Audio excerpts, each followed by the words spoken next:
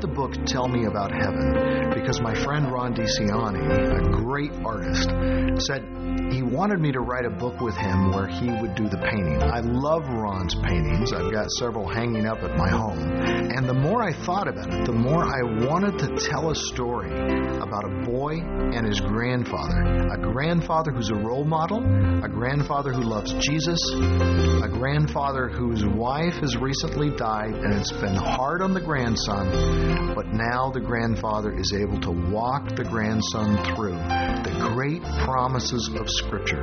For children who are good readers can read this book by themselves, but I envision it as a book that parents and grandparents will sit down with children and read together and then talk about heaven. There are 9 chapters, each chapter with a beautiful painting that captures the essence of what's being talked about in that chapter. The chapters range from talking about the resurrection of Jesus and what that means and what our bodies are going to be like, to sitting down at tables and eating with people, sports, activities, animals, answering the question, will there be animals in heaven? This is a question that kids ask all the time. The Bible gives some pretty good answers to some questions that we may think it doesn't even deal with. This is something that children can get excited about. And 1 Thessalonians 4 says we're to encourage one another with these words. Tell Me About Heaven is a gift book, but the greatest gift that we can give our children and grandchildren is to tell them about Jesus and tell them about heaven.